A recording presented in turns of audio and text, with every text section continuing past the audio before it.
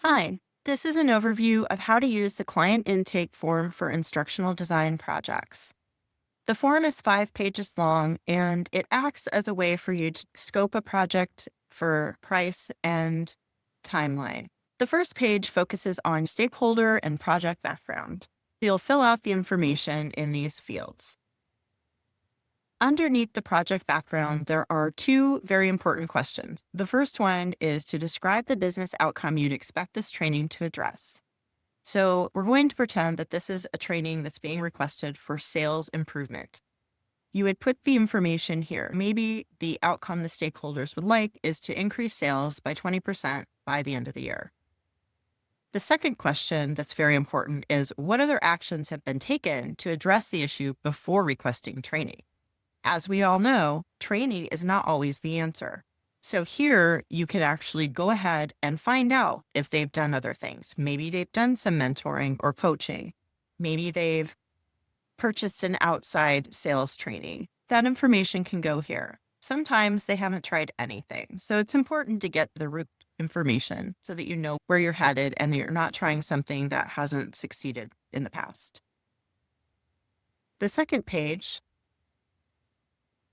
goes in further detail on the request and the project background. Now we have those business goals. Now we can focus in on the learning outcomes. So this is on the individual level.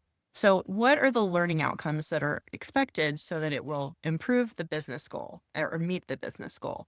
The expected learning outcomes should align to the business outcomes. So in this case, for sales, it may be that the individuals might be expected to demonstrate sales conversion. The expected learning outcomes also need to be reflected in metrics tied to the training. This is how you're going to measure success once the training's been completed. This is not the same thing as measuring success of the training through like an assessment. This would be KPIs or metrics. So again, sales conversion would be the metric that they're looking at in this example. And then here, how do these tie into the business outcomes? So this is sort of your self-check, right? You're going to put in your learning outcomes, the metrics that they are tied to, and how it will benefit the business when learners complete the course. The rest of this page focuses on your target audience, which is very important to assess. And then we move into page 3. On page 3, we're talking delivery format and timeline and priorities. Here, you're going to figure out what modality the stakeholders are looking for and then decide or do some informing on whether this is an appropriate solution.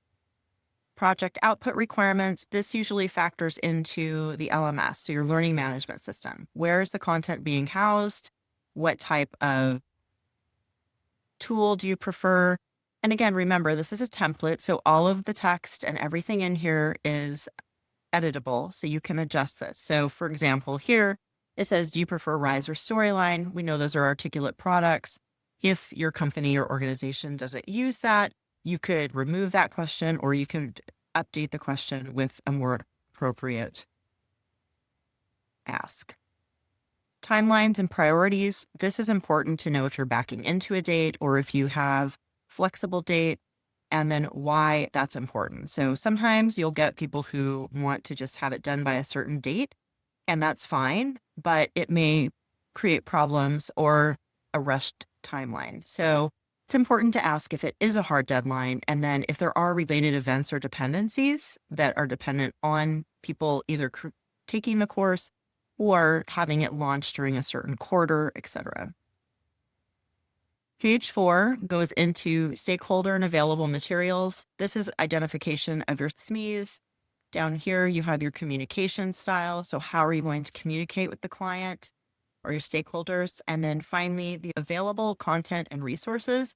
This is your source content and then how you're going to access that. So it could be, you're creating an e-learning. They've provided you with 5 PowerPoints in a shared folder on a shared drive. That's where you're going to put that information. And finally, the success metrics and final notes. This is how you're going to measure the success of your training. We're going to measure knowledge transfer through assessments. So that could be just a test, role play. If that's something that your organization does, you can use call scenarios if you're in a sales or customer service environment. Or you could use completed workbooks if you're conducting a workshop or an instructor-led training. Following up, now that you've completed the training, does a client have an option to send out a post-training survey or other type of way to gather data? And that's so that you can measure that against the shared business outcomes. And then are you going to review performance metrics? And do you expect additional maintenance or iterations? That kind of gives you a lead in so that you know how you should be building the course or what you should be looking for in the course. There is also an additional notes section. As always, feel free to reach out if you have any questions.